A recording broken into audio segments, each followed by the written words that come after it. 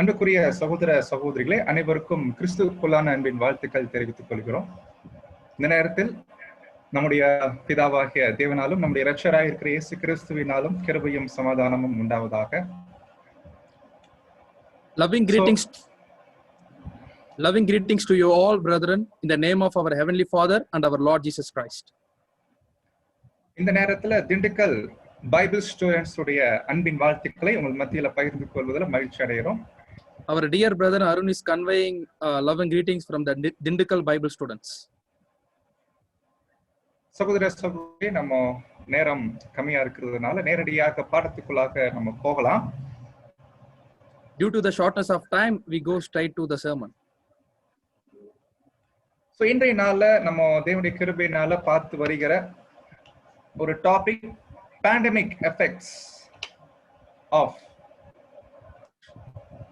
Israel and Christendom and church என்று நம்ம பார்க்கிறோம்.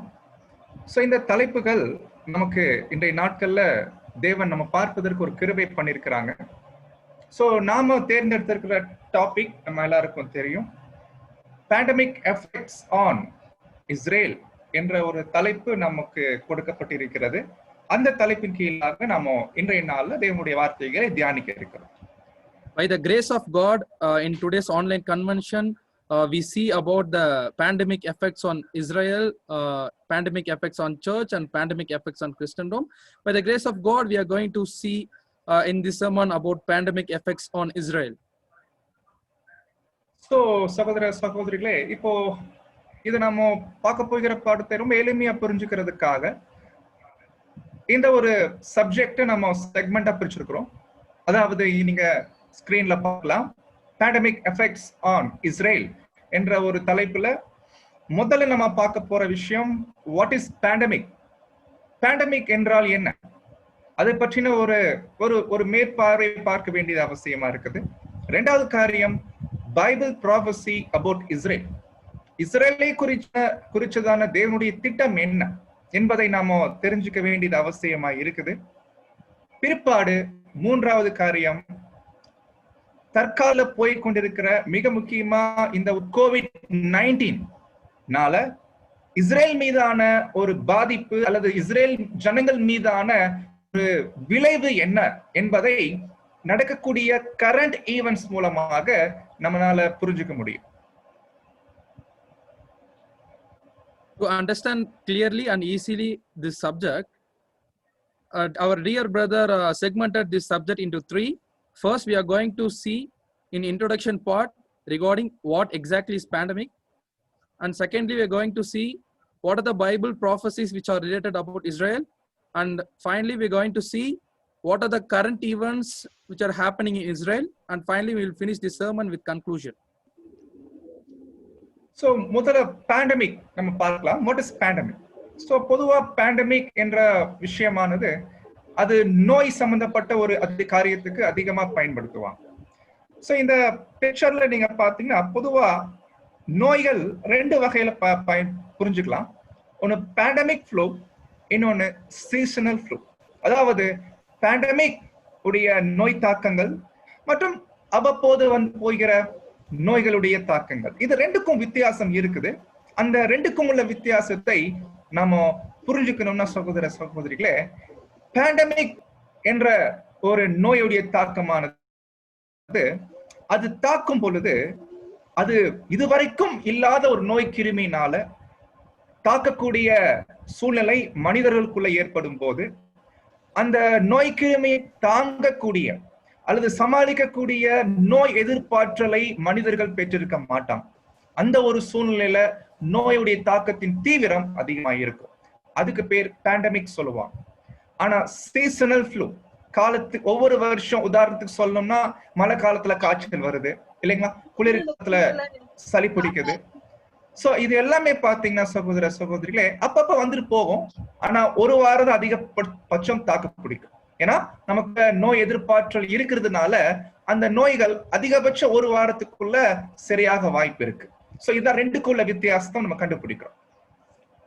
First, in this slide, we are going to see what is pandemic and what is seasonal flu. In this slide, brother is distinguishing between pandemic and seasonal flu. The pandemic means it relates to the disease which has been never occurred. But regarding seasonal flu, it occurs seasonally. For instance, if we take COVID-19, it doesn't happen till in the world. For a seasonal flu, for instance, in rainy seasons, we used to have like influenza diseases. It will occur in the seasonal cycle. But regarding to pandemic, no one will be having immunity in the body system since it has been never occurred. But regarding to seasonal flu, people will be having some immunity so that they can have some protection to virus. அப்போ pandemic ஒரு definition கொடுத்தோம்னா பாருங்க, இது ஆங்கிலத்துல இருக்குது, நான் தமிழ்ல சுருக்கமா சொல்றோம். மிகப்பெரிய ஒரு நோய் தாக்கம் உலக அளவுல பரவி மக்கள் மத்தியில ஒரு பயத்தையும் அதே சமயத்துல ஒரு மரணத்தையும் விளைவிக்கக்கூடிய அளவுக்கு ஒரு நோய் தாக்கத்துக்கு பெயர் பேண்டமிக் என்று என்ன பண்ணுவாங்கன்னா அங்க அழைப்பாங்க. A pandemic here in slide itself, brother gave a definition. It is a highly infectious disease occurring over a wide geographical area and affecting an exceptionally high proportion of the population. So அப்போ இப்படி பார்க்கும்போது வரலாற்றுல நமக்கு தெரிஞ்ச வரலாற்று 1ஆம் நூற்றாண்டுல இருந்து எடுத்துட்டோம்னா இந்த பேண்டமிக் எனக்கூடிய நோய் தாக்கம் பாத்தீங்கன்னா சில வரலாற்றுல சில இருக்குது. ஃபார் எக்ஸாம்பிள் நம்ம ஸ்லைட்ல காமிச்சிருக்கிறோம். முதலாக 1ஆம் நூற்றாண்டுல வந்த பேண்டமிக் பாத்தீங்கன்னா அது பேரு சொல்றாங்க ஜஸ்டீனியன் பிளேக் அப்படின்னு சொல்றாங்க.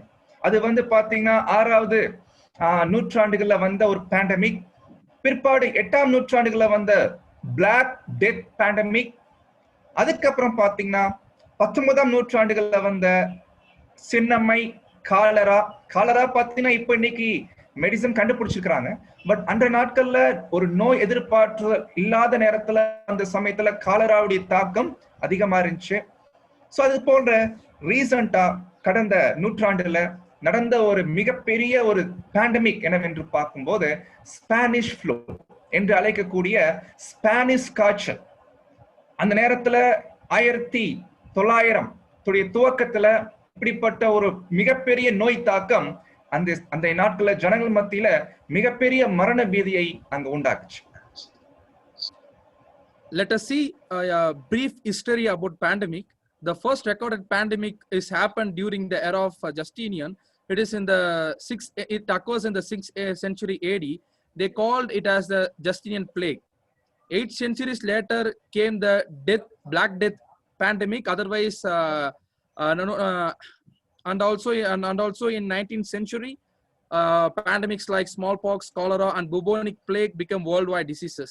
And in the early 20th centuries our world witnessed a pandemic called Spanish flu. This influenza pandemic infected 1/3 of the world population of 1.6 billion and killed over 100 million. And this pandemic occurs during 1918 after the First World War. So சகோதர சகோதரிகளே, இந்த பொதுவா அந்த pandemic என்ற வார்த்தை சொல்லும் போது அது சமூக பரவல் அல்லது சமுதாய பரவல் என்று நம்ம தமிழ்ல சொல்லலாம். சோ இந்த பேண்டமிக் என்றாலே அதோடைய தாக்கம் எப்படி இருக்கும் என்பதை இந்த சார்ட் மூலமா ரொம்ப எளிமையா புரிஞ்சுக்கலாம். பொதுவா இந்த பேண்டமிக் என்று சொல்லும் பொழுது மொத்தம் அது 3 அலைகள் என்று என்ன பண்ணுவாங்க சொல்லுவாங்க. அதாவது இந்த நோய் தாக்கம் புதிதாக மனுக்குலத்தின் மேல வரும் பொழுது, மனுக்குலத்தின் மேல எந்த நோய் எதிர்ப்பாற்றல் இல்லாத நேரத்துல, இன்னும் மருந்துகள் எதுவும் இல்லாத காலத்துல புதிதான ஒரு நோய் கிருமி தாக்கும் பொழுது அதனுடைய தாக்கம் 3 அலைகளை ஏற்படுத்தும். Usually the pandemics will have 3 waves. So இந்த ஒரு 3 அலைகளை பார்த்தீங்கன்னா முதல் அலை தாக்கும் பொழுது மக்கள் எதிர்பார்த்தல் இல்லாத காலத்துல சில பாதிப்புகள் அவங்க வாங்குவாங்க. ஆனா இருக்கிறதுல 2வது அலைதான் ரொம்ப தீவிரமா இருக்கும். அந்த நேரத்துல ஜனங்கள் மத்தியில நோய் பரவல் அதிகமா இருக்கும். ஆனா 3வது அலை வீசினதுக்கு அப்புறம், 3வது அலை என்று சொல்லும் போது 1ஆம் அலை போலவே அந்த தீவிரம் இருக்கும். ஆனால் 3வது அலை முடியும் பொழுது மக்கள் மத்தியில அந்த நோய் கிருமிக்கான நோய் எதிர்ப்பாற்றல் சரீரத்துல அங்க உருவாயிரும். சோ பிற்பாடு அது சீசனல் ஃப்ளூவாக அங்க மாறும். சோ மொத்தம் 3 அலைகளுக்கும் எடுத்துக்கொள்ளக்கூடிய காலப்பகுதி 18 மாதங்கள். 6 6 6.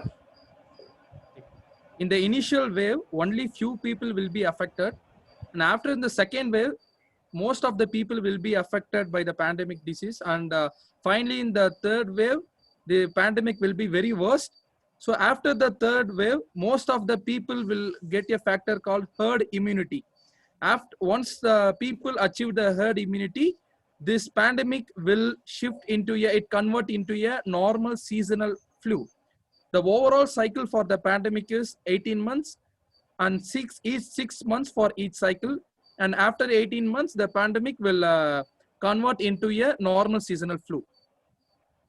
சகோதர சகோதரிகளே, இப்போ நாம இந்தியால தமிழ்நாட்டுல இருக்கிறோம் சொல்லும் போது, நமக்கு இந்தியால இந்த பாதிப்பு கடந்த மார்ச் மாதம் தொடங்குச்சு.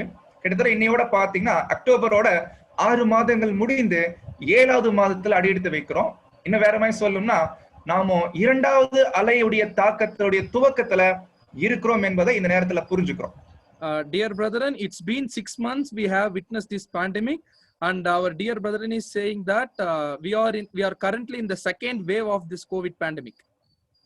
So பொதுவா இது ரீசெண்டா நியூஸ் பேப்பர்ல வந்த ஒரு தினத்தந்தி செய்தி, கொரோனா இந்தியாவில் 2ஆம் அலை அச்சத்தில் 10 மாநிலங்கள், நிச்சயமா தமிழ்நாடு கூட ஒரு மாநிலமா இருக்குது, அது மிக முக்கியமா சென்னை போன்ற ஏரியால அங்க இருக்குதா நம்ம கண்டுபிடிக்கிறோம்.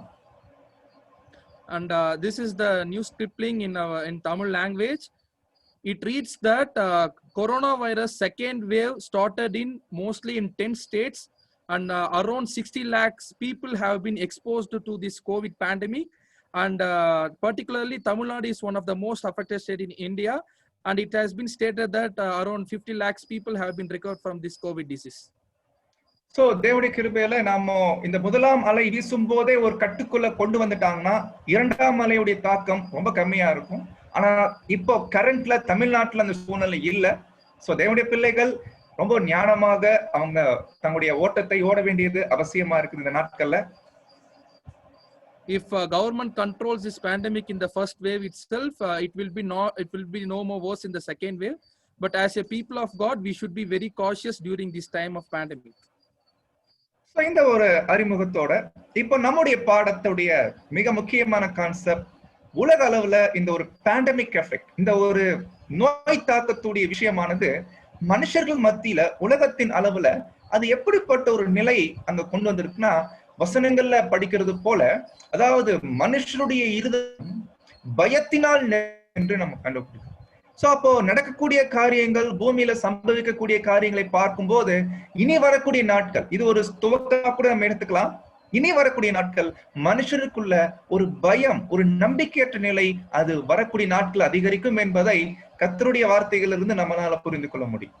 Based on the word of God, in Luke 21:26, we read that men's hearts failing for them for fear and for looking after those things which are coming on the earth. Mainly, this pandemic situation induced fear on the world of mankind, and the world of mankind is in hopeless condition, and they are expecting the future with extreme fear. So இந்த விஷயம் நம்ம கண்டுபிடிக்கும் போது நம்முடைய பாடத்துக்கு மிக முக்கியமான ஒரு ஆதார வசனம் ஆமோஸ் 3:6 படிக்கிறோம். ஊரில் எக்காலம் ஊதினால் ஜனங்கள் கலங்காதிருப்பார்களா, கர்த்தருடைய செயல் இல்லாமல் ஊரில் தீங்கு உண்டாகுமா என்ற வார்த்தை.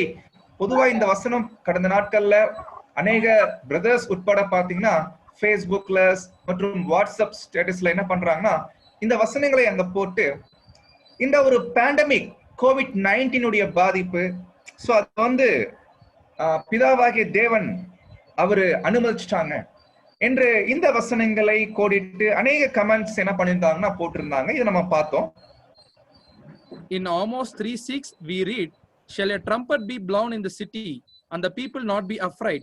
Shall there be evil in a city, and the Lord hath not done it? Many brethren in the last 6 months have shared these verses in many social media platforms like WhatsApp, Facebook, and they have stated that this COVID pandemic have been caused to this world by our Heavenly Father. So பொதுவா இந்த ஒரு pandemic என்று சொல்லும் போது COVID-19 இது உலகத்தின் மத்தியில இவ்வளவு தாக்கத்தை ஏற்படுத்திருக்குன்னா, இது தேவன் அனுமதிச்சிருக்கிறா இல்ல தேவன் அனுமதிக்கலையா, இது இயற்கையா நடந்துச்சா இல்ல தேவன் பர்பஸா அனுமதிச்சாரா, இது மாதிரி கேள்விகளுக்கு பதில் நம்ம கண்டுபிடிக்கணும்னா ஒரு சில பிரதர் ரசல் அவங்களுடைய ரைட்டிங்ஸ்ல இருந்து சில விஷயங்களை காமிக்க விரும்புறோம். இப்ப நீங்க பாக்குற ஸ்லைடு பாத்தீங்கன்னா ரீட் 2355ல அங்க பிரதர் சில வார்த்தைகள் அங்க பேசுறாங்க. அது நம்ம ரீட் பண்றோம். we are not prepared to say. நம்ம இன்னும் ஆயத்தமாகல இது சொல்றதுக்கு. என்னவென்று பாத்தீங்கன்னா, அதாவது இந்த பூமியில வரக்கூடிய சகல தீமையான விஷயங்கள், மனுக்குலம் பாதிக்கக்கூடிய காரியங்கள், அது பஞ்சமோ இல்ல நோய் தாக்கங்களோ கொள்ளை நோய்களோ எதுவா இருக்கட்டும், அது எல்லாமே தேவனுடைய நியாய தீர்ப்பு, தேவனால் ஒரு ஜட்ஜ்மெண்ட். நம்மளால we are not to prepare to say, நம்மளால உடனடியாக சொல்ல முடியல. Based regarding this COVID pandemic, we had many perplexing questions on our mind whether this pandemic have been allowed by God or not. So to know the answer for these perplexing questions, we read the reprint articles from the pen of our Pastor Russell. In reprints 2355, we read that we are not prepared to say that all the calamities, famines, pestilences, etc., which from time to time afflict mankind are of divine providence, judgment sent of the Lord. Yet, there are marked instances in which the Lord has evidently interposed to bring calamities upon certain nations of the world as chastisements, as judgments for their correction in righteousness. So இது பார்க்கும்போது ஒரு வார்த்தையை பயன்படுத்துறாரு, எட் என்ற ஆங்கில வார்த்தையை பயன்படுத்துறாங்க. எட் என்றால் ஆனாலும் கூட. சோ ஆரம்பத்திலிருந்து தேவனுடைய உலகத்துல வரக்கூடிய சகல தீமையான காரியங்கள் எதுவா இருக்கட்டும், அது எல்லாமே தேவன் தான் நியாய தீர்ப்பு கொடுக்கிறார் என்று நம்மளால உடனடியாக சொல்ல முடியாது. ஆனாலும் கூட இந்த உலகத்துடைய சில கரெக்ஷனுக்காக, சில சீர்திருத்தத்துக்காக தேவன் என்ன பண்றாங்கன்னா, இப்படிப்பட்ட ஒரு கொலை நோயா இருக்கட்டும், பஞ்சமா இருக்கட்டும், இப்படிப்பட்ட இயற்கை சீரழிவுகளை என்ன பண்றாங்கன்னா தேவன் அது பயன்படுத்துறாங்க என்பதை சகோதரருடைய எழுத்துக்களிலிருந்து நம்மால் புரிந்து கொள்ள முடியும். Mankind has been witnessing so many calamities since the foundation of the world, but we cannot simply say everything is from God. But here Brother Russell used the word called yet. We know that sometimes our Heavenly Father used to allow such kind of calamities, for instance like this pandemic, to correct the world of mankind, to chastise them, to make them to walk in the way of righteousness. So இங்க படிக்கிறோம் என்னன்னா, but இருந்தாலும் அநேக தீமைகள் உலகத்துல வரக்கூடிய விஷயங்கள், ஒரு குறிப்பிட்ட தேசங்கள்ல வரக்கூடிய விஷயங்கள், லெபனான்ல கூட பாத்தீங்கன்னா ஒரு பெரிய ஒரு வெடிப்பு நடந்துச்சு. இதெல்லாம் எப்படி நடக்குதுன்னா, இதெல்லாம் ஹியூமன் மிஸ்டேக்ஸ், அல்லது இதுக்கு மனுஷங்க தான் பொறுப்பெடுத்துக்குவாங்க. மனுஷங்க பலவீனமா இருக்கிறாங்க, பாவத்துல இருக்கிறாங்க, அவங்களுடைய தவறான கிரிகள் மூலமா கூட சில தீமைகள் இந்த உலகத்துல நடக்கிறதாக நம்ம கண்டுபிடிக்கிறோம். Many calamities such as earthquakes, cyclones, floods, etc., which give every evidence of being purely accidental. So sometimes some calamities may happen due to the fault of human. So these calamities we cannot ascribe to the God. So that is to say, without divine or human intervention or responsibility. We do not consider this kind of human error based calamities beyond divine control nor beyond divine foreknowledge.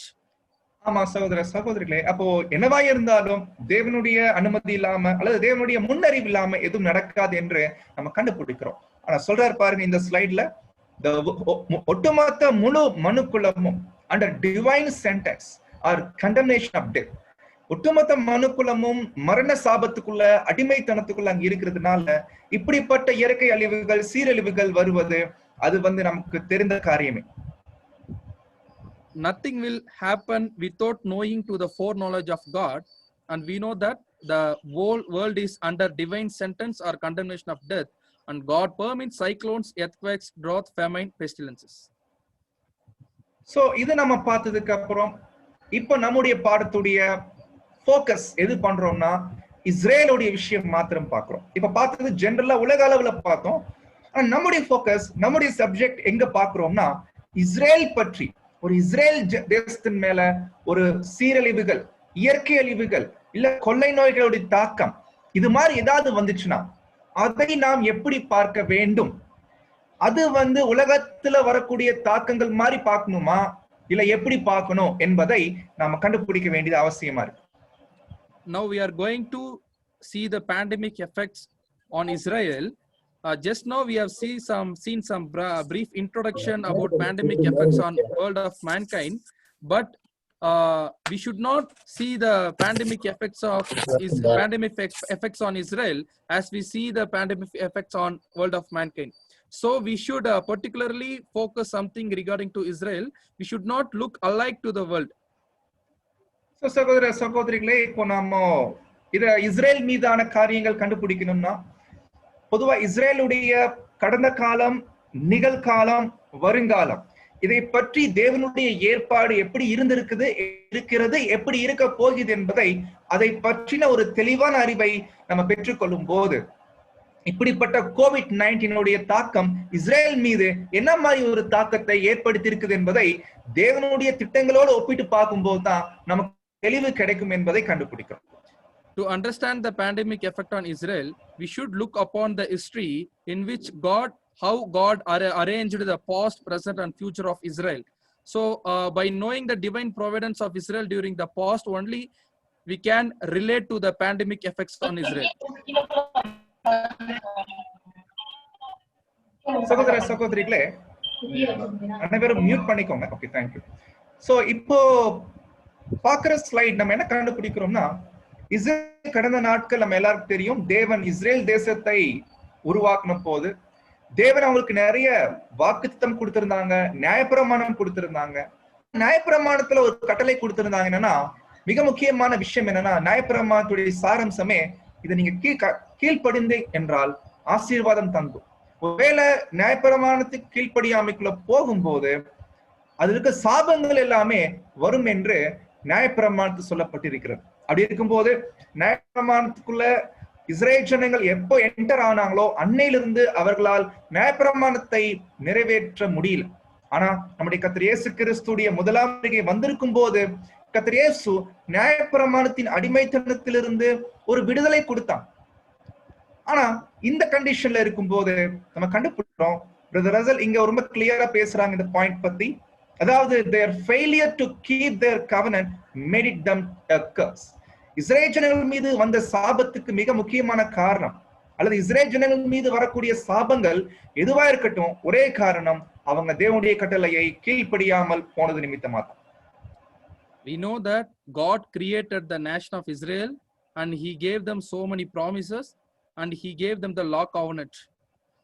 In the law covenant, God explicitly says to Israel, if you follow my commandments in the law covenant, you will be getting blessings, or else you will be getting a curse in it.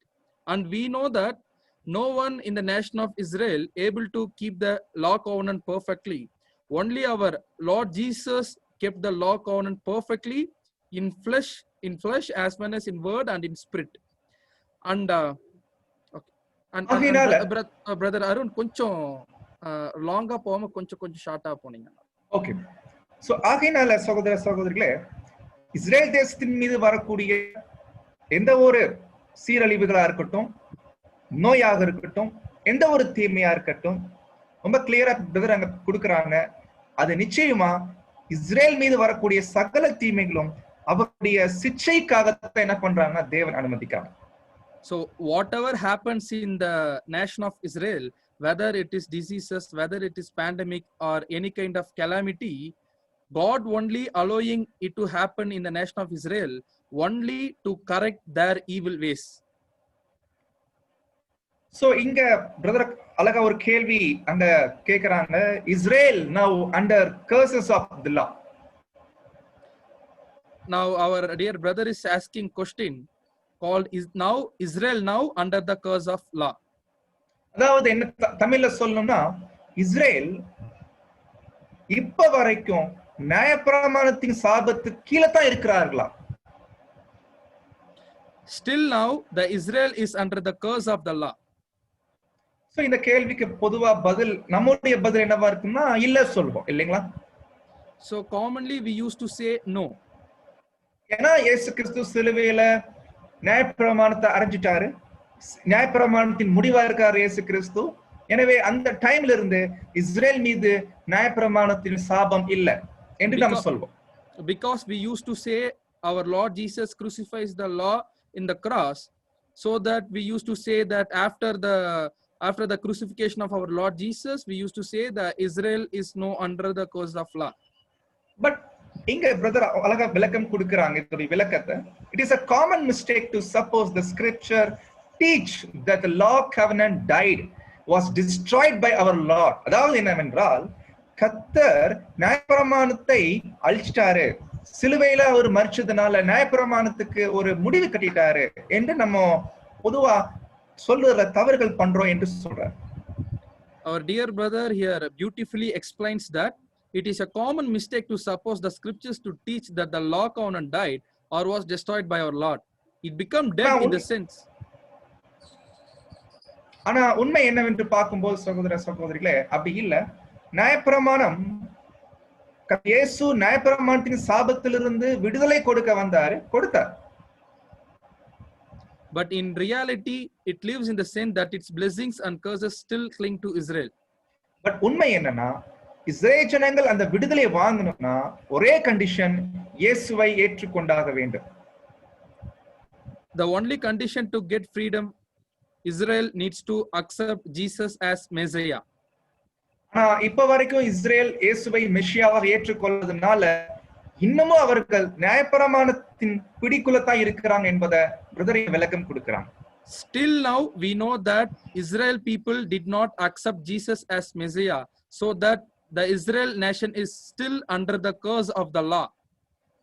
எனவே சகோதர சகோதரிகளே, இந்த pandemic COVID-19 Israel மீது ஒரு தாக்கத்தை ஏற்படுத்துது என்றால் நிச்சயமா நியாயப்பிரமாணத்தின் சாபத்தின் நிமித்தமா கூட அது ஏற்படுவதற்கு வாய்ப்பு இருக்கு. If this pandemic has any effect on Israel, maybe it may be the curse from the law covenant. இங்க இந்த ஸ்லைட்ல பிரதர் சொல்றாங்க, இஸ்ரேல் ஜனங்களுடைய வாழ்க்கையில ஆசீர்வாதங்களா இருக்கட்டும் இல்ல சாபங்களா இருக்கட்டும், அது எல்லாத்துக்கும் காரணம் யாருன்னா அவங்க நியாயப்பிரமாணத்தின் கீழே இருக்கிறதுனால நிமித்தமாகவும் தேவன் தான் அங்க அந்த விஷயங்களை அனுமதிக்கிறார் என்று நாம் கண்டுபிடிக்கிறோம். In this reprint article, reprints 5046, whether the Israel people gets blessing or curses, they are getting only because they are under the law covenant. ரொம்ப கிளியரா இருக்குது, இங்க ரொம்ப தெளிவா பேசுறாரு. எனவே இஸ்ரேல் ஜனங்கள் அவங்க நியாயப்பிரமாணத்துக்கு மரித்தால் ஒழிய நியாயப்பிரமாணத்திலிருந்து அவர்களுக்கு விடுதலை கிடைக்காது. So only if they died, then only they will be getting the freedom from law covenant. So இது நம்ம தெரிஞ்சதுக்கு அப்புறம், எனவே இஸ்ரேல் ஜனங்கள் வாழ்க்கையில பர்டிகுலர் உலகத்தின் ஜனங்கள் வேணாம், நம்ம இஸ்ரேல் மட்டும் போக்கஸ் பண்ணலாம். இஸ்ரேல் உடைய வாழ்க்கையில எந்த ஒரு தீமைகள் வந்தாலும் தேவனுடைய அனுமதி இல்லாமல் இன்னும் சொல்லும்னா அது நியாயப்பிரமாணத்தின் நிமித்தமாக சாபத்தின் நிமித்தமாக வருகிறது என்பதை நம்மளால புரிந்து கொள்ள முடியும் சகோதர சகோதரிகள். We need not now to focus on world, we'll focus on Israel. If anything happens to Israel, it will come only due to the curse or blessing of law covenant.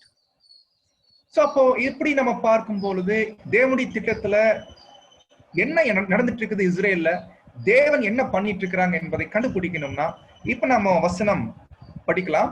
எரேமியா 16ஆம் அதிகாரம் 15 மற்றும் 16ல நான் படிக்கிறேன் தமிழ்ல. இஸ்ரவேல் புத்திரரை வடதேசத்திலும் தாம் அவர்களை துரத்திவிட்ட எல்லா தேசங்களிலும் இருந்து வரப்பண்ணின கர்த்தருடைய ஜீவனை கொண்டு சத்தியம் பண்ணுவார்கள், நான் அவர்கள் பிதாக்களுக்கு கொடுத்த அவர்களுடைய தேசத்துக்கு அவர்களை திரும்பி வர பண்ணுவேன் என்று கர்த்தர் சொல்கிறார். நான் மீன் பிடிக்கிற அநேகரை அழைத்தனுப்புவேன், இவர்கள் அவர்களை பிடிப்பார்கள். அதற்கு பின்பு வேட்டைக்காரராகிய அநேகரை அழைத்தனுப்புவேன், இவர்கள் அவர்களை எல்லா மலைகளிலும் எல்லா குன்றுகளிலும் கண்மலையின் வெடிப்புகளிலும் வேட்டையாடுவார்கள். To understand what exactly God is doing now on the land of Israel, we read from Jeremiah 16 chapter verse 15.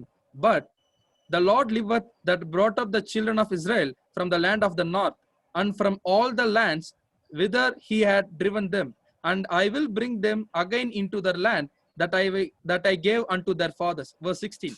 Behold, I will send for many fishers, said the Lord, and they shall fish them, and after will I send for many hunters, and they shall hunt them from every mountain and from every hill and out of the holes of the rocks.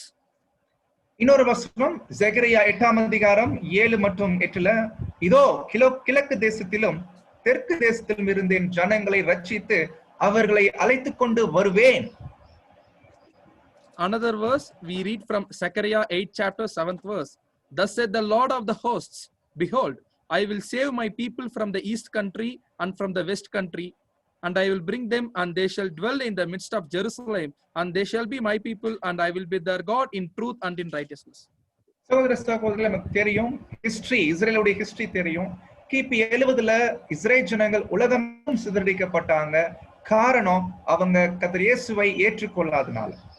Dear brother, we know from the history that in AD 70 the Jerusalem had been destructed and the people of Israel have been expelled from the land of Israel, mainly due to the rejection of Messiah.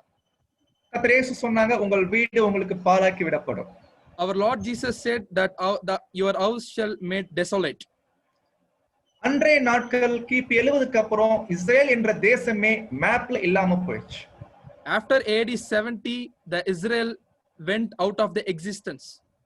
காரணம் அவர்கள் பண்ண தவறுனால உலகமெங்கும் என சிதறடிக்கப்பட்டாங்க. Because of their grievous mistake, they have been scattered all around the world. சகோதர சகோதரிகளே, தேவன் இன்னமும் அவங்க மேல இரக்கம் வச்சிருக்கார் என்பதை நம்ம எப்படி கண்டுபிடிக்கலாம்னா, இப்படிப்பட்ட தீர்க்க தரிசனங்கள் படிக்கும் போது ஒரு நம்பிக்கை கிடைக்குது.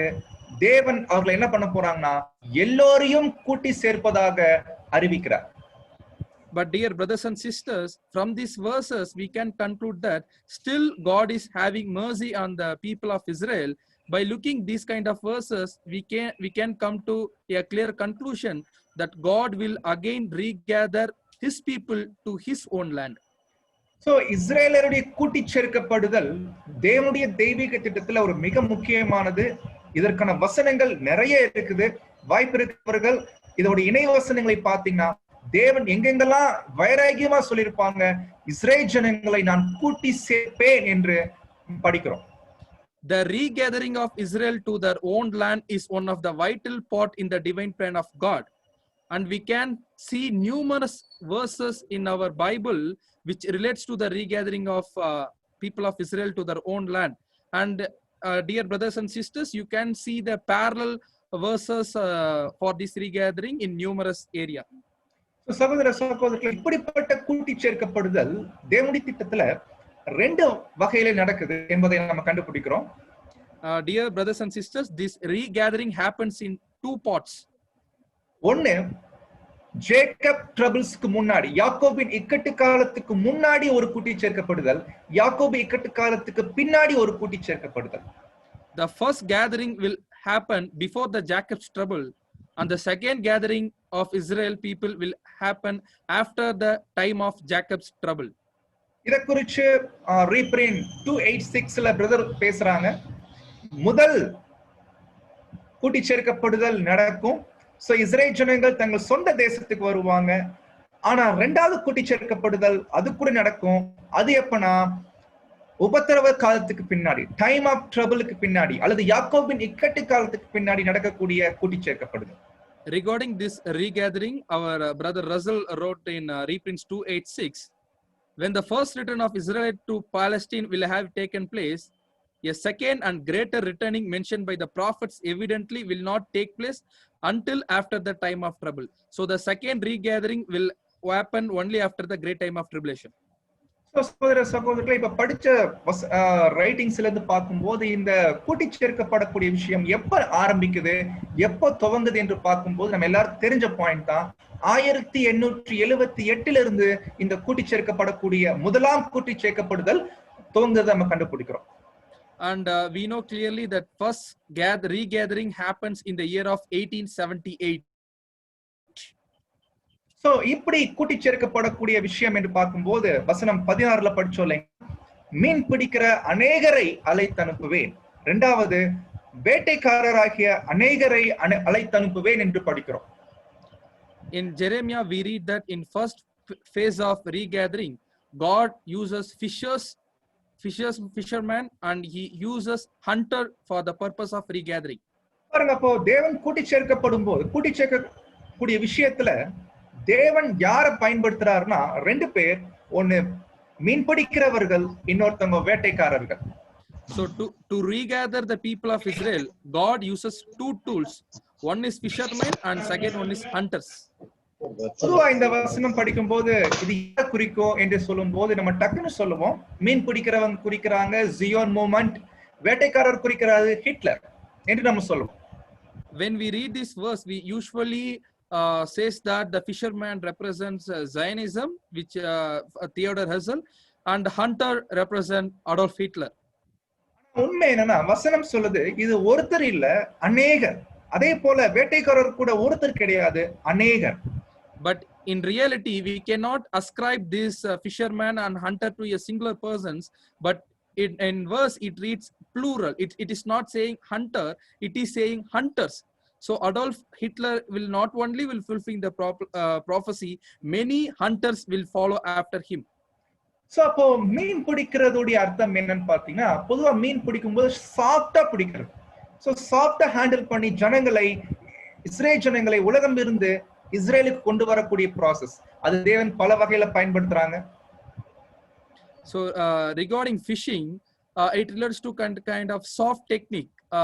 Fishermen usually used to put the net and they used to lure the fish, and this is one kind of the method. இது வந்து 1878ல தொடங்குச்சு ஜியோன் மூவ்மெண்ட்ல இருந்து. It started from the Zion movement. அதுக்கப்புறம் வேட்டைக்காரர் சொல்லும்போது அவங்க வந்து ஒரு ஃபோர்ஸ் பண்ணுவாங்க. அந்த ஃபோர்ஸ் பண்ணும்போது வேற வழி இல்லாம எங்கதான் வந்தாகணும்னா இஸ்ரேல் தேசத்துக்கு வந்தாக வேண்டும் என்ற நிலைக்குள்ள தள்ளப்படுவாங்க. இதுக்கு பேரு வேட்டைக்காரர். இந்த டெக்னிக் பயன்படுத்துறாங்க தேவன். When we talk about the hunter, these hunters will force the people of Israel from their country to the land of Israel. This we call a forcible expulsion. So this is kind of a hard way which we usually relate to the hunters. அப்போ இது ஹிட்லர்ல இருந்து ஆரம்பிக்குது நம்ம சொல்லலாம். ஆனா Hitler மாத்திரம் இல்ல, ஹிட்லரை மாத்திரம் தேவன் பயன்படுத்தல. அநேக forcible expulsion என்ற வார்த்தைக்கு அர்த்தம் என்னன்னு பார்க்கும்போது, இவர்கள் இஸ்ரேல் ஜனங்கள் எந்தெந்த தேசங்கள்ல இருக்கிறார்களோ அந்த தேசங்கள் இவர்களை துரத்தி விடுவாங்க. யூதர்களை நீங்க இருக்காதீங்க போங்க என்ற நிலைக்கு அந்த தேசங்கள் தள்ளப்படுவாங்க. We cannot simply say that Hitler is a hunter, but it starts from Hitler, but many forcible expulsions will be happening to the people of Israel.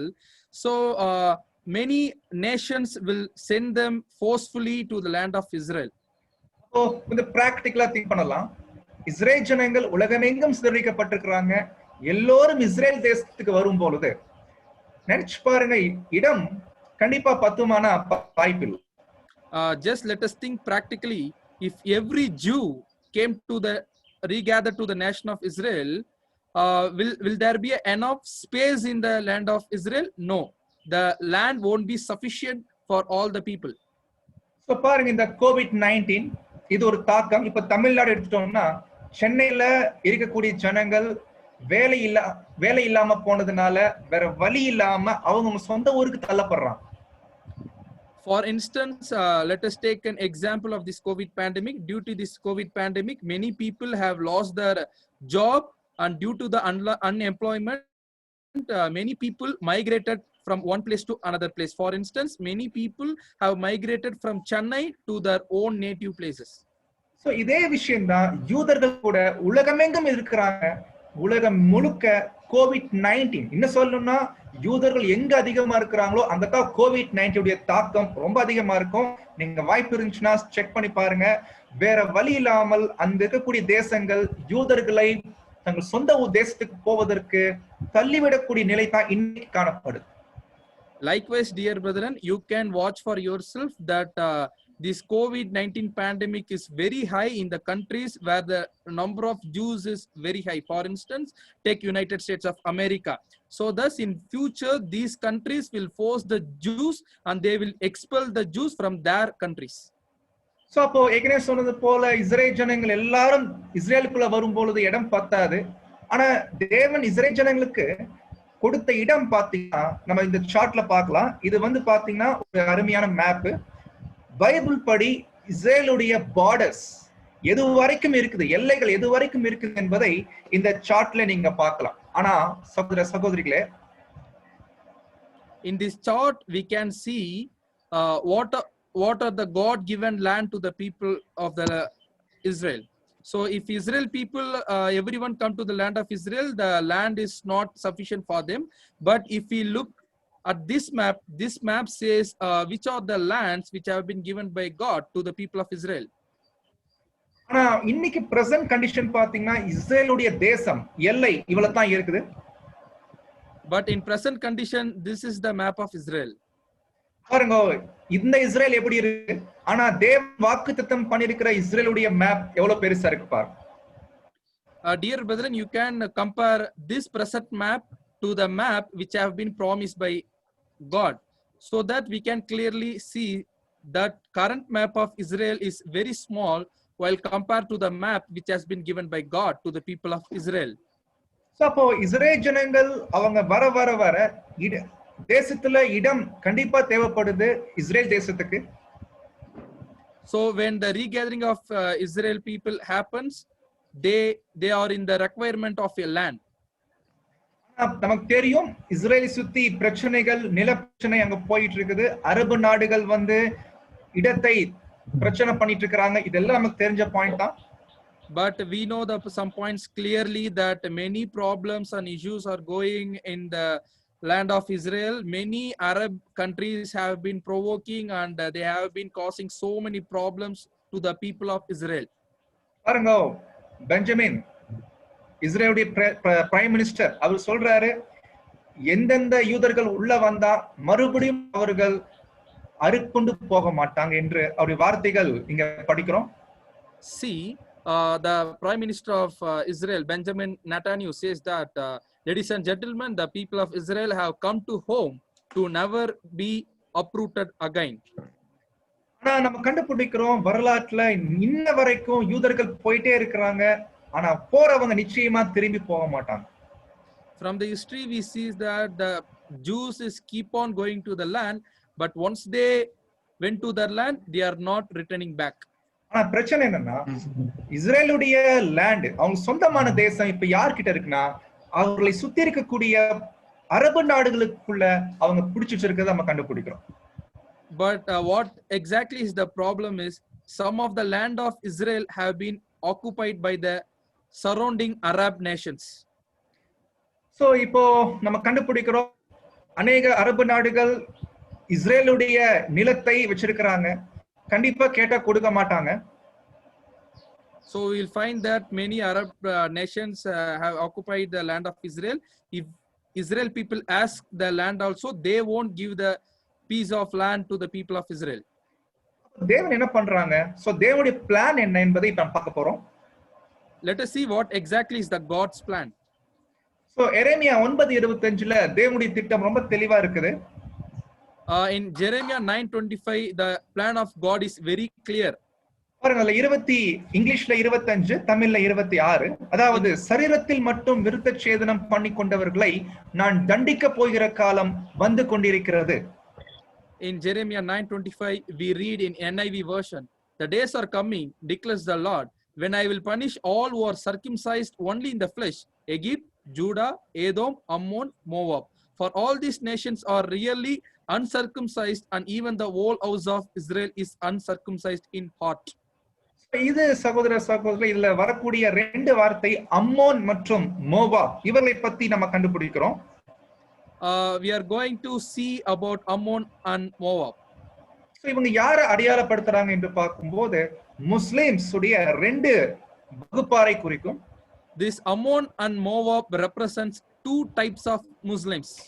நமக்கு தெரியும் இல்லைங்களா, முஸ்லிம்ஸ்ல ரெண்டு வகுப்பார் இருக்கிறாங்க. We know that there are two groups in Muslims.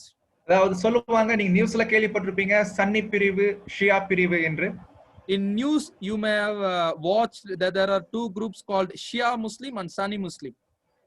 So இப்படிப்பட்ட முஸ்லிம் நாடுகள் குறிக்கிறாங்க அரபு நாடுகள். இவர்கள் மீது தேவனுடைய பிளான் என்னவா போகுதுன்னா ஒரு தண்டிக்க போகிற காலம் வரப்போகுது என்று கண்டுபிடிக்கிறோம். So God is going to punish these Arab nations, Muslim nations. ஏசாயா 11ஆம் அதிகாரம் 13-14ல ஒரு வசனம் இருக்குது. அதாவது எப்ராயிம் என்று சொல்லக்கூடிய எப்ராயிம் குறிக்கிறாங்க கிறிஸ்டண்டம் அல்லது கிறிஸ்துவ நாடுகள் என்று நம்ம சொல்லலாம். In Isaiah 11:13 we read about Ephraim, and this Ephraim represents to Christendom. இந்த வசனங்கள்ல யூதாவின் சத்துருக்கள் சங்கரிக்கப்படுவார்கள் என்று சொல்லப்பட்டிருக்கிறது. In these verses, it says that Judah's enemies will be destroyed. இந்த சத்துருக்கள் எப்படி சங்கரிக்கப்படுவாங்கன்னா, யூதாவும் எப்ராயும் இணைஞ்சு ஏகமாய் கூடி, அவர்கள் இருவரும் ஏகமாய் கூடி மேற்கே இருக்கிற பெலிஸ்தருடைய எல்லைகளின் மீது பாய்ந்து கீழ் திசையாரை, அதாவது அரபு நாடுகளை கொள்ளையிட்டு ஏதோமின் மேலும் மோவாபின் மேலும் கை போடுவார்கள். அம்மோன் புத்திரர் அவர்களுக்கு கீழ்ப்படிவார்கள். In these verses, we read that Judah and Ephraim will join together to destroy their enemies, and together they shall fly upon the shoulder of the Philistines toward the east, and they shall spoil them of the east together, and they shall lay their hand upon Edom and Moab, and the children of Ammon shall obey them. So இந்த Ephraim குறிக்கிறாங்க Christendom. So this Ephraim represents Christendom. Fourth volumeல brother பேசுறாங்க இந்த point. In fourth volume, Brother Russell talks about this point. So அப்போ Christendom, Christ and kingdom என்று சொல்லுவாங்க.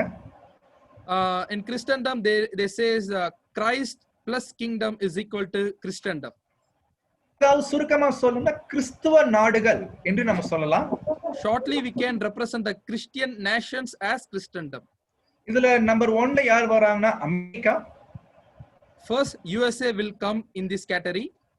அப்போ America யூதருக்கு சப்போர்ட்டா, இஸ்ரேலுக்கு சப்போர்ட்டா இருந்து அவங்க என்ன பண்ண போறாங்கன்னா, இஸ்ரேல் மீது இருக்கக்கூடிய அந்த நில பிரச்சனையை போக்குவதற்காக அமெரிக்காவும் மற்றும் இஸ்ரேலும் இணைந்து சுற்றி இருக்கக்கூடிய அரபு நாடுகளோடு என்ன பண்ண போறாங்கன்னா ஒரு போர் அங்க பண்ணுவதை நம்ம கண்டுபிடிக்கிறோம்.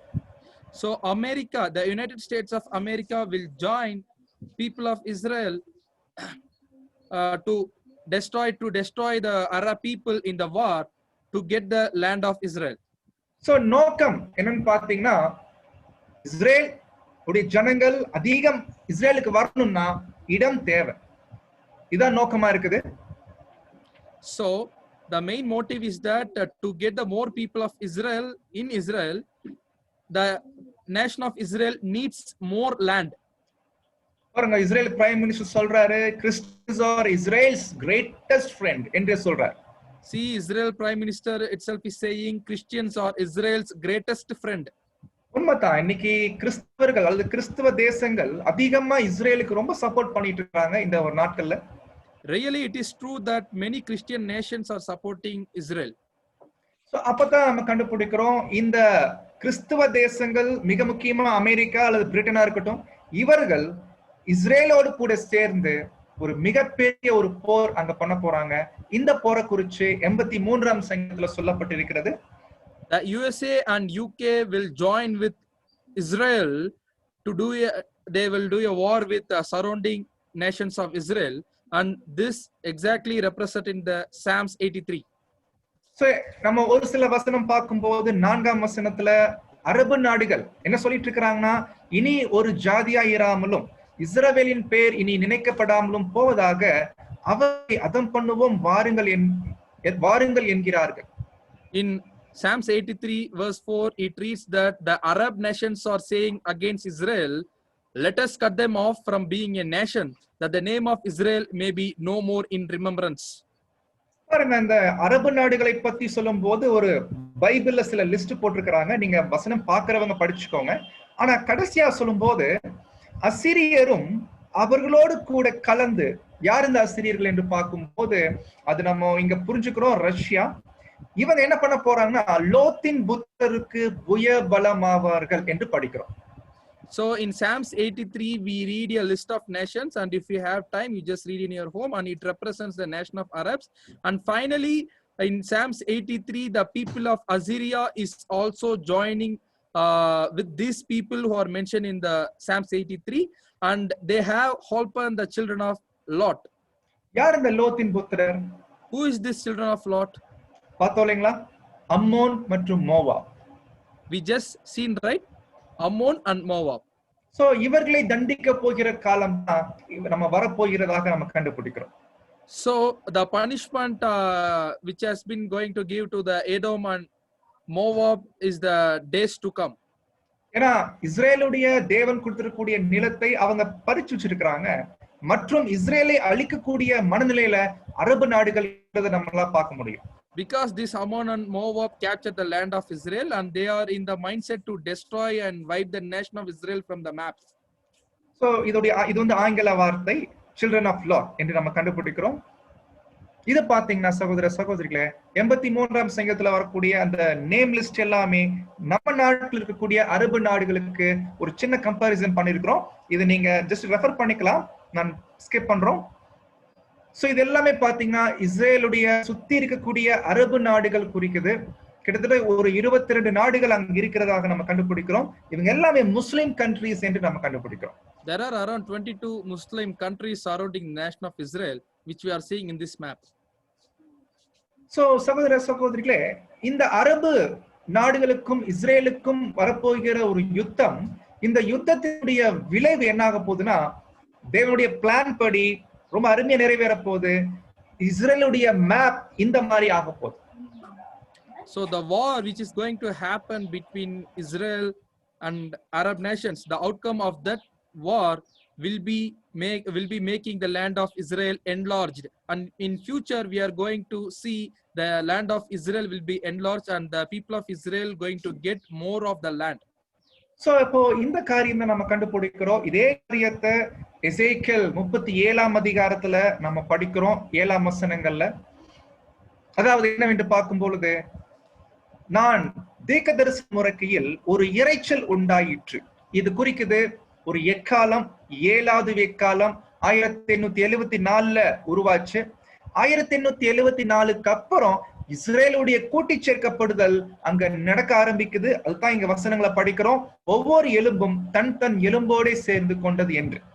In Ezekiel 37th chapter verse 7 we read that, so I prophesied as I was commanded, and as I prophesied there was a noise, and this noise represents to the trumpet which has been producing sound since 1874, and behold a shaking, and the bones came together and bone to his bone.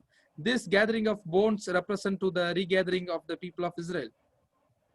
So இந்த ஒரு விஷயம் நடக்கும் போது சகோதர சகோதரிகளே 21ஆம் வசனத்துல கூட படிக்கிறோம், நான் இஸ்ரேல் வம்சத்தாரை அவர்கள் போயிருக்கும் ஜாதிகளிடத்திலிருந்து அழைத்து சுற்றிலும் இருந்து அவர்களை சேர்த்து அவர்கள் சுய தேசத்திலே வர பண்ணுவேன் என்று தேவனுடைய வார்த்தை அங்க கண்டுபிடிக்கிறோம். In verse 21 we read that God is saying that he will take the children of Israel from among the heathen, whether they be gone, and will gather them on every side and bring them into their own land. So இந்த விஷயம் நம்ம கண்டுபிடிக்கும் போது அதே எசேக்கியேல் 38ஆம் அதிகாரத்துல 8ஆம் வசனங்கள்ல படிக்கிறோம். இது குறிக்குது 3ஆம் உலகப் போர் பற்றின காரியங்களை பத்தி எசேக்கியேல் 38ஆம் அதிகாரத்துல படிக்கிறோம். Ezekiel 38 refers to the condition which is going to happen in the World War III. So இந்த 3ஆம் உலகப் போருக்கு இன்னொரு பேர் சொல்லலாம், யாக்கோபின் இக்கட்டு காலம் என்று. So we can give another name to the World War III, which is Jacob's trouble. ஆனா 83ஆம் சங்கீதத்துடைய யுத்தம் ஒண்ணு, இந்த பக்கம் 3ஆம் உலகப் போருடைய யுத்தம். சோ ரெண்டு யுத்தங்கள் வேறு வேறு என்று நம்ம கண்டுபிடிக்கிறோம். So we saw Psalms 83 is one war and Ezekiel 38 is another war, and we see that these two wars are different from one another. எப்படி சொல்லலாம் பாத்தீங்கன்னா, 3ஆம் உலகப் போருக்கு சமயத்துல எந்த மாதிரி நேரத்துல ரஷ்யா தலைமையில இஸ்ரேல் மீதான தாக்குதல் நடக்கும் என்று பார்க்கும்போது 8ஆம் வசனம் ரொம்ப கிளியரா சொல்லுது. In World War III, the condition of while Gog, the Russia is invading, the condition of Israel is clearly mentioned in verse 8. பாருங்க, அநேக நாட்களுக்கு பின்பு நீ விசாரிக்கப்படுவாய், பட்டயத்திற்காகி பற்பல ஜனங்களிலிருந்து சேர்த்து கொள்ளப்பட்டு வந்தவர்களின் தேசத்தில் கடைசி வருஷங்களில் வருவாய். சோ 3ஆம் உலகப் போர் துவங்குது எப்பனா, இஸ்ரேலுடைய கூட்டி சேர்க்கப்படுதல், முதலாம் கூட்டி சேர்க்கப்படுதல் அங்க நிறைவடைஞ்சிரும். பார்டர் எல்லாமே பரவிடும், அதிக பார்டர்ஸ் எல்லை விரிவடையும். அந்த காலப்பகுதியில இந்த ஒரு விஷயம் நடக்குது என்று கண்டுபிடிக்கிறோம். After the first regathering of Israel and after the land has been enlarged, then the World War III will happen. பாருங்க சொல்றாரு, பிற்பாடு ஜாதிகளிலிருந்து கொண்டு வரப்பட்டவர்கள் எல்லோரும் சுகத்தோടെ குடியிருக்கும் இஸ்ரவேலின் மலைகளுக்கு விரோதமாய் வருவார். See, we can see that the condition of Israel will be at peace. The Israel will be in peace and they will be dwelling safely in the hills of Israel. At that time, the Gog is invading Israel. ஆனா இன்னைக்கு சூழ்நிலை சமாதானம் இல்ல. But still, there is no peace in Israel. ஆனா நிறைய முயற்சி போயிட்டு இருக்குது. அதிபர் ட்ரம்ப் பண்ணிட்டு இருக்கிறாரு சமாதான முயற்சிகள். But there are many things are going and President Trump is trying to make peace in the Middle East. இப்ப வரைக்கும் லேண்ட் பிரச்சனை, நில பிரச்சனை இப்ப வரைக்கும் இருக்குது. இப்ப வரைக்கும் பாத்தீங்கன்னா இஸ்ரேல் மேல எப்ப குண்டு விழுகும் என்று யாருக்குமே தெரியாது. Still this land dispute is not solved and still we are very uncertain that when the bombs will fall on the land of Israel. அப்ப மூன்றாம் உலக போர் வரதுக்கு முன்னாடி இஸ்ரேல் சமாதானமா இருக்கணும்னா, அந்த சமாதானத்தை அவர்கள் பெற்றுக்கொள்ளணும்னா ஒரே வழி, இப்ப பிரச்சனை அரபு நாடுகள் மாத்திரமே. So to be peace at the time of the World War III, the Israel should be peace now. So பிரச்சனை என்னன்னா, இந்த அரபு நாடுகள் ஓட சமாதானம் கிடைக்க வேண்டும் என்றால் நிச்சயமாக இன்னைக்கு ட்ரம்ப் பண்ணக்கூடிய முயற்சிகள் எந்த பலன் கொடுக்காது. So to have peace with Israel, Arab nations, the President Trump initiative will not offer any solution. அதுக்கு ஒரே வழி, இஸ்ரேல் சமாதானமா குடியிருக்கணும். அதுக்கு ஒரே வழி, தேவனுடைய ஏற்பாடின்படி 83ஆம் சங்கீதம் நிறைவேற வேண்டும். The only way to Israel to dwell safely in the land is to the fulfillment of Psalms 83. 83ஆம் சங்கீதத்துக்கும் மூன்றாம் உலக போருக்கும், அது ரெண்டு போருக்கும் உள்ள வித்தியாசத்தை இன்னும் நம்ம கண்டுபிடிக்கலாம். எசேக்கியேல் 38:10 அதாவது படிக்கிறோம், அந்நாளில் பாழாய் கிடந்து திரும்ப குடியேற்றப்பட்ட ஸ்தலங்களுக்கு விரோதமாகவும் ஜாதிகளிடத்திலிருந்து சேர்க்கப்பட்டதும் ஆடுகளையும் மாடுகளையும் ஆஸ்திகளையும் சம்பாதித்து தேசத்தின் நடுவில் குடியிருக்கிறதுமான ஜனத்துக்கு விரோதமாகவும் நீ வருவாய் என்று படிக்கிறோம். To clearly know the difference between Psalms 83 and Ezekiel 38, in Ezekiel 38:11 we read that, and thou shalt say, and I will go up to the land of unwalled villages, I will go to them that are at rest, that dwell safely, all of them dwelling without walls, having neither bars nor gates, to take a spoil and to take a prey, to turn thine hand unto the desolate places that are now inhabited, and upon the people that are gathered out of the nations, which have gotten cattle and goods, that dwell in the midst of the land. So this is of the condition of the Israel when Russia is invading them. So ரெண்டு போருக்கும் உள்ள வித்தியாசத்தை இந்த சார்ட்ல நீங்க பார்க்கலாம். அதாவது 83ஆம் சங்கீதத்துக்கும் எசேக்கியேல் 38ஆம் அதிகாரத்துல வரக்கூடிய போருக்கும் உள்ள வித்தியாசம் என்னன்னு பாத்தீங்கன்னா, நம்முடைய பிரதர்ஸ்ங்க சொல்றாங்க 83ஆம் சங்கீதத்துடைய போர் ரிலிஜியஸ் வார் என்று சொல்றாங்க, மத ரீதியான ஒரு போராக இருக்கும் என்று சொல்றாங்க. So in this chart we can clearly see the difference between Ezekiel 83 and Ezekiel 38 and Psalms 83. And our dear brethren are suggesting that Psalms 83 is kind of religious war. ஆனா மூன்றாம் உலக போர் அப்படி இல்ல, அது எக்கனாமிக்கலா வரக்கூடிய ஒரு வாரா இருக்கும். பொருளாதார ரீதியாக இஸ்ரேல் மாத்திரம் உலகத்திலே டாப்ல இருப்பாங்க, மற்ற எல்லா தேசங்கள் பொருளாதாரத்துல அடி வாங்கிட்டு இருப்பாங்க. இப்ப வரக்கூடிய மூன்றாம் உலக போர் என்று கண்டுபிடிக்கிறோம். But World War III will not be a religious one, but it is based on an economical one. At the time of World War III, every country's economy will be devastated. Only the Israel economy will be in the high position. இரண்டாவது வித்தியாசம் கண்டுபிடிக்கிறோம். 83ஆம் சங்கீதத்திய அந்த பெயர்கள் இல்லைங்களா, அது வந்து ஷேமுடைய சந்ததி தான் அங்க வருது. In Psalms 83, only the descendants of Shem names are mentioned.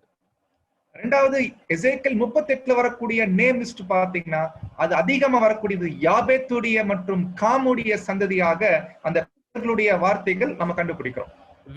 When you look at the list of Ezekiel 38, only the descendants of Japheth and Ham have been mentioned, and the descendants of Shem have not been mentioned in the Ezekiel 38. So அப்போ சகோதர சகோதரிகளே, தேவனுடைய திட்டத்துல இனி நாம எதிர்பார்க்கிறது என்னவென்றால் 83ஆம் சங்கீதம். So dear brothers and sisters, we are looking ahead for the Psalms 83. So இது எப்படி தேவன் பண்ண போறாங்க என்பதை இப்போ கரண்ட் ஈவென்ட்ஸ் நம்ம தெரிஞ்சுக்கலாம்.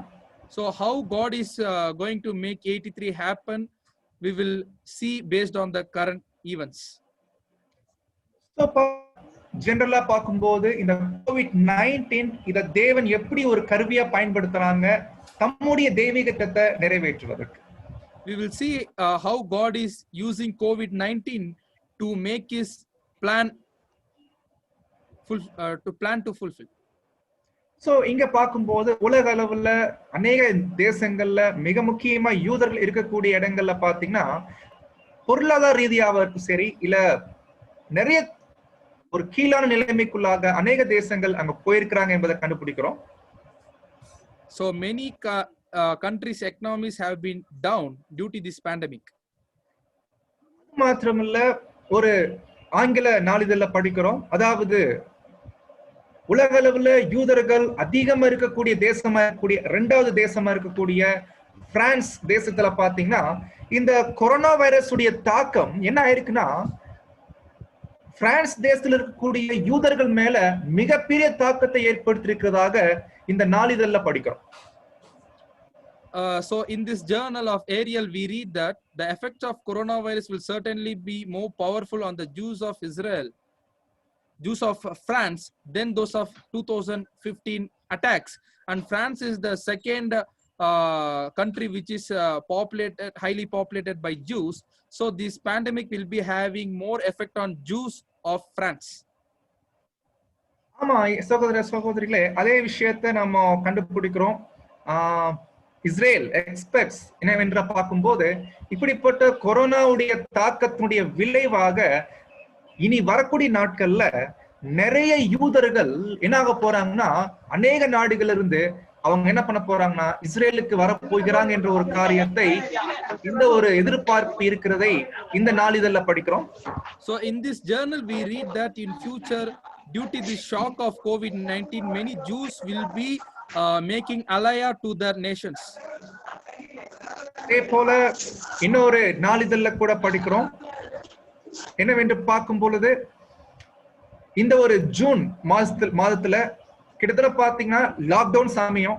ஆனா இந்த லாக்டவுன் நேரத்துல கூட பாத்தீங்கன்னா கிட்டத்தட்ட 900 application வந்திருக்குங்களாம்.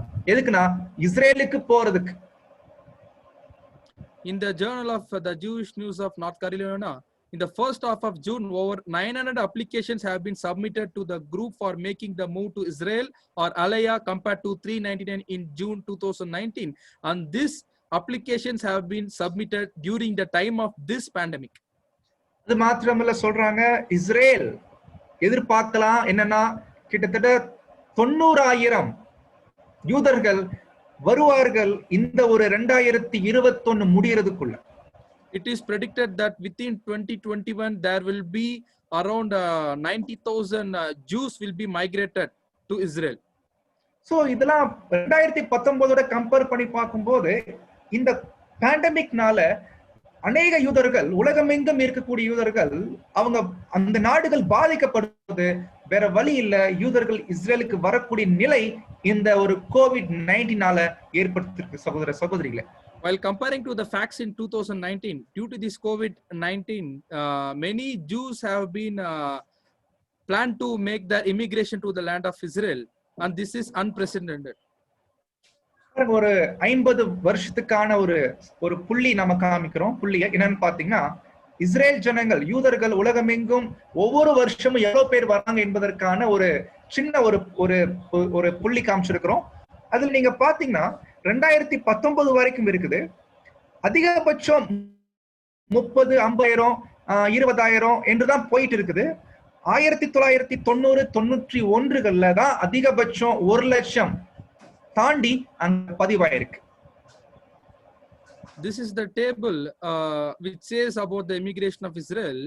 We can see into 2010, 2011, 2012, just it is around 16,000, 16,800 only.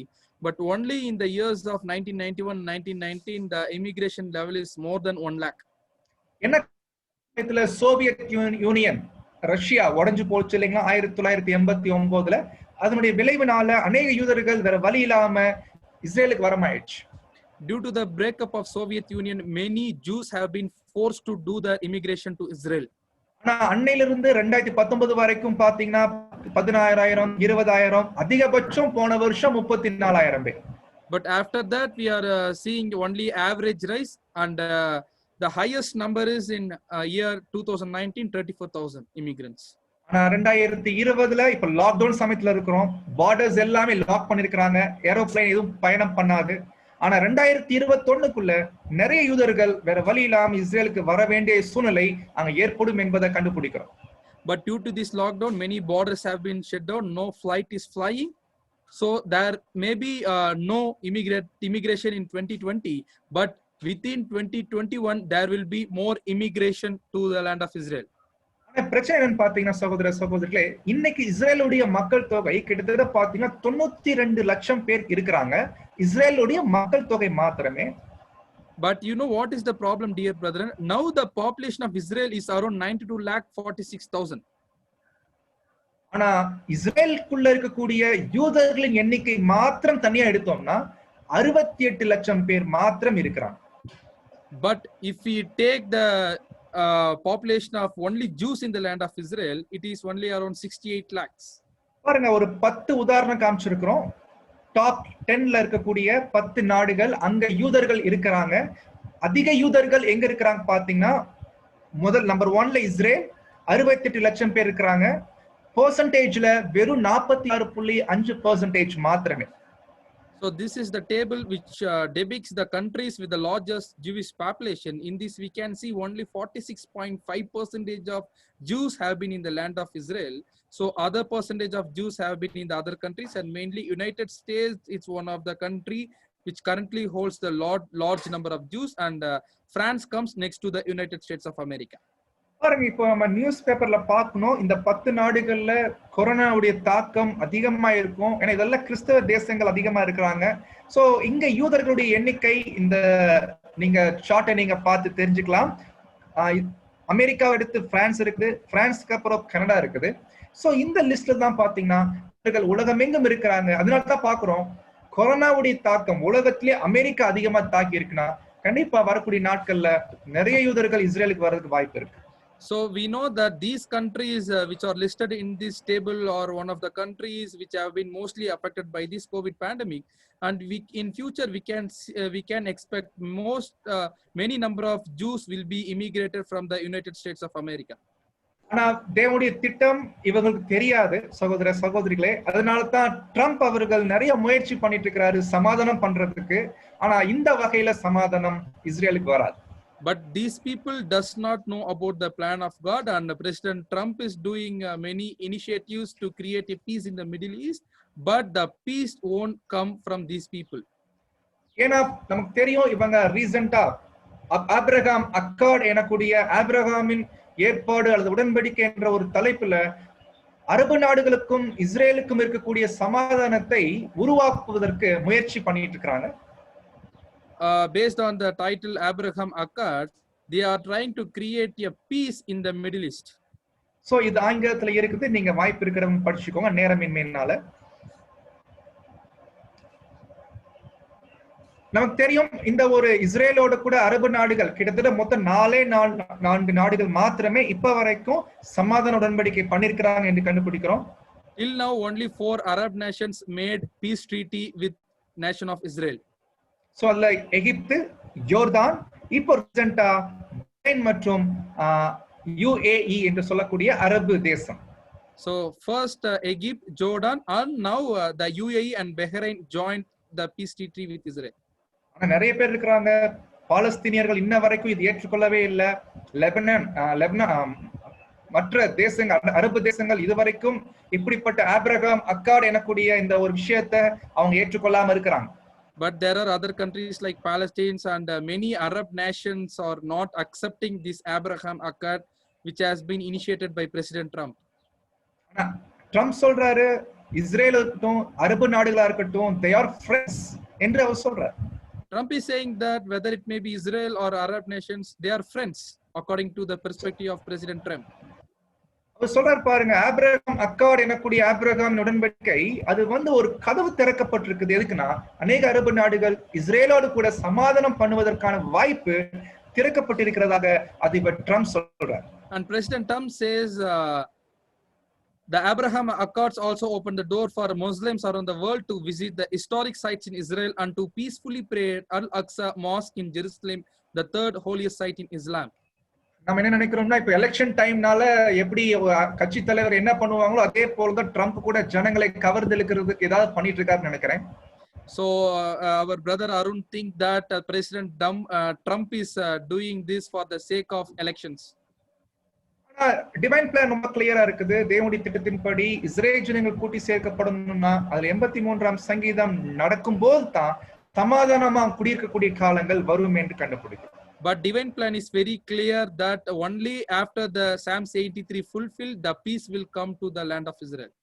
இது ஒரு நியூஸ். அதாவது இஸ்ரேல் தேசம் அரபு நாடு UAE எனக்கூடிய ஐக்கிய அரபு அமீரகத்தோடு என்ன பண்றாங்கன்னா, இந்த ஒரு COVID-19 உடைய விஷயங்கள்ல 2 பேர் இணைஞ்சு செயல்படுவதாக, ரகசியமாக செயல்படுவதாக ஒரு நியூஸ்ல விக்கிபீடியால வெளியா இருக்குது.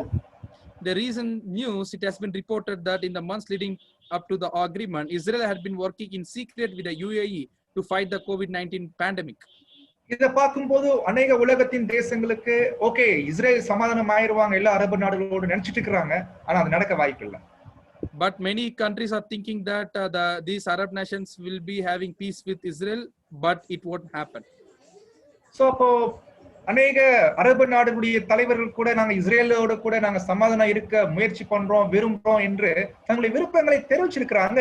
ஆனா சகோதர சகோதரிகளே, நமக்கு தெரியும் நிச்சயமாக அரபு நாடுகளுக்கும் இஸ்ரேலுக்கும் ஒரு யுத்தம் இந்த இப்படியாக வரும் என்று நம்ம கண்டுபிடிக்கிறோம். Many Arab nations are saying that they are seeking peace with Israel, but it won't happen, and we know that from the scriptures that there will be war is looming in the Middle East between Arab and Israel nations. எனவே இந்த COVID-19 உடைய தாக்கம் மிக முக்கியமா அநேக நாடுகள்ல தாக்கி இருக்கு என்று சொல்லும் போது அதுல யூதர்கள் அதிகமா இருக்கக்கூடிய பகுதிகளை தாக்கி இருக்குதுன்னா தேவனுடைய பிளான் இது COVID-19 மேபி அவர் ஒரு வேட்டைக்காரராக கூட யூஸ் பண்ணலாம் என்று நம்ம நம்புறோம். This COVID pandemic has affected the countries where the most Jewish people are there. Maybe God is using this COVID as a hunter to regather the people of Israel. ஏன்னா அந்த சமயத்துல அநேக தேசங்கள் தங்கள் சொந்த குடியுரிமை பெற்ற ஜனங்களுக்கே வேண்டிய தேவைகளை சந்திப்பதற்கு தள்ளாடும் பொழுது யூதர்கள் இருந்தாங்கன்னா வேற வழி இல்ல. So many people are trying very hard to fulfill their requirements of own citizen.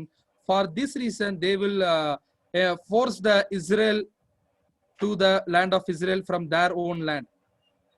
So நிச்சயமாக நம்ம எதிர்பார்க்கலாம் தேவனுடைய திட்டங்கள் வசனங்கள் நமக்கு ஒருவேளை தெளிவா இருக்கும் பட்சத்துல, இதை நாம் சரியா புரிஞ்சிருக்கும் பட்சத்துல நடக்கக்கூடிய காரியங்களை பார்க்கும் பொழுது இனி அடுத்து என்ன நடக்க போகுது என்பதை நம்ம கவனிப்பதற்கு இந்த ஒரு விஷயம் நமக்கு உதவியா இருக்கும் என்று நம்புறோம். If we see clearly, these things may help us to see the what exactly happening in the future. 1878க்கு பின்னாடி தேவன் இஸ்ரேல் ஜனங்கள் மீது அவருடைய இரக்கம் காமிக்கிறாங்க. அநேக இஸ்ரேல் ஜனங்களை தங்கள் சொந்த தேசத்துக்கு கொண்டு வருவதற்கான வேலைகள் தேவன் பண்ணிட்டு இருக்கிறாங்க. இதை அறிந்த நாம் தெளிந்த பார்வையோடு தேவனுடைய திட்டங்களை பற்றி அறிகிற அறிவோடு நடக்கக்கூடிய காரியங்களை கவனம் வைத்திருப்பது அவசியமா இருக்கு சகோதர சகோதரிகளே. After 1878, God is showering mercy on the people of Israel. So as a people of God, we should have a clear eye to see the prophetic visions which has been unfolding in our in front of our eyes. யோசிக்கலாம், இவ்வளவு முரட்டாட்டம் பண்ண ஜனங்கள் மேல ஏன் தேவன் இவ்வளவு அக்கறை காமிக்கிறாரு? என்ன காரணமா இருக்கும்? அதுக்கான வசனம் ரோமர்ல இருக்கு 11:28. We can wonder why God is showing this much of mercy to these unrepentant people of Israel. The answer is found in the verse Romans 11:28. காரணம் அவர்கள் பிதாக்களின் நிமித்தம் அன்பு கூறப்பட்டவர்களாய் இருக்கிறார்கள் இல்லைங்களா? the reason is they are beloved for the father's sakes. So சகோதர சகோதரிகளே, தேவனுடைய கிருபையினால இந்த ஒரு பேண்டமிக் சமயத்துல தேவன் நமக்கு இந்த நாள் கொடுத்திருக்கிறாங்க. அந்த வகையில நாம சபை மீதான தாக்கம் எப்படி இருக்குது கண்டுபிடிச்சோம். கிறிஸ்டியன் மீதான தாக்கம் எப்படி கண்டுபிடிச்சிருக்கிறோம். இப்ப நாம இஸ்ரேல் மீதான தாக்கம், யூதர்கள் மீதான தாக்கம், தேவன் அதை எப்படி கருவியா பயன்படுத்துறாங்க என்பதை கண்டுபிடிச்சிருக்கிறோம். இதை வைத்து இனி நடக்க போகக்கூடிய காரியங்களை கூட நாம புரிஞ்சுக்க முடியுது, அடுத்து என்ன நடக்க போகுது என்பதை கூட. By the grace of God, we had this wonderful meeting. Today we see about pandemic effects on church, pandemic effects on Christendom, and now we had seen the pandemic effects on Israel. Now based on this, we can have a clear vision what is going to happen in the future. So இன்றைய நாள்ல தேவன் நமக்கு தேவனுடைய திட்டங்களை பற்றின ஒரு அறிவுக்குள்ளாக நம்ம எல்லாரையும் இந்த ஒரு ஜூம் கன்வென்ஷன் மூலமாக இணைச்சிருக்கிறாங்க. So God gathers all of us into this Zoom convention to clearly know about the God's plan. So இந்த Zoom கமிட்டி மற்றும் ஹொசூர் எக்லீசியாவுடைய சகோதர சகோதரிகள் அனைவருக்கும் என்னுடைய தனிப்பட்ட அன்பின் வாழ்த்துக்களை நான் தெரிவித்துக் கொள்கிறேன். இந்த நேரத்துல Brother Arun thanked Hosur Ecclesia brothers and the brethren who arranged this Zoom meeting.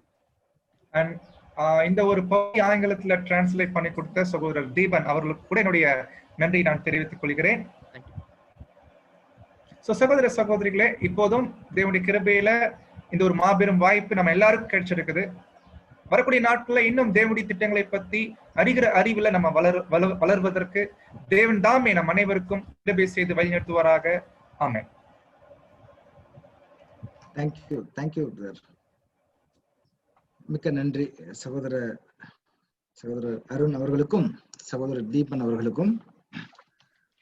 அன்பார்ந்த சகோதர சகோதரிகளே, அருமையான ஒரு பாடம். இந்த நேரத்துல கூட நாம்